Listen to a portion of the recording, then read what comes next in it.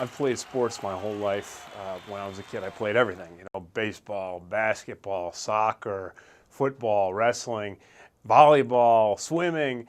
And then, of course, I kept going and through high school and college and all the way through to the NFL. And now I have kids of my own who are very involved in sports. And so I coach their sports. And I've coached basketball, baseball, hockey, football, wrestling.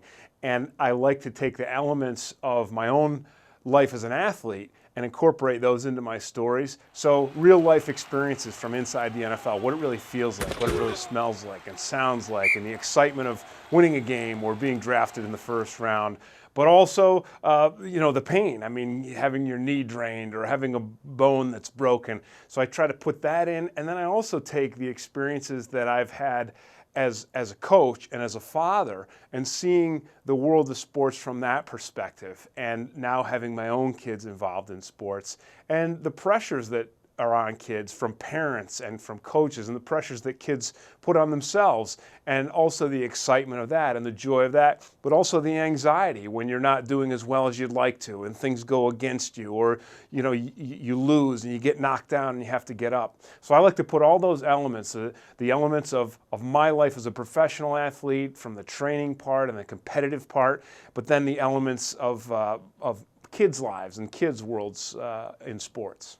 Some of the elements in my stories point out the negative side of sports. And I think that you have to do that. I think that if you want to get a complete picture of anything, you have to examine it carefully from all different sides. And you can't be afraid to see some blemishes and say, wow, that's a blemish. There's something wrong here, and something for us to avoid. Because to pretend that those kinds of negative experiences aren't present in sports it's just not realistic, and I don't think that is going to help kids who want to be athletes. I think that to paint it all in like a rosy picture and say, oh, sports is great and everything's about winning and it's all about getting that championship trophy and everything goes well for you and your coach is great and your teammates love you, that's just not real.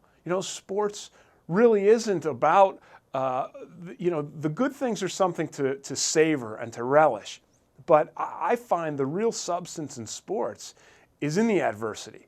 It's in the things that are wrong with sports and that need to be right. It's in losing and being beaten down and getting up and working hard to continue on. And in the fact that there are no guarantees that just because you work hard doesn't mean you're going to be a champion, doesn't mean you're going to have success. And I think that that's an important lesson in sports, and it's an important lesson in life. So I think sports are great. And obviously, I love sports. It's a big part of my life. It's a big part of my kids' lives. It's, as an athlete and now as a father who's a coach.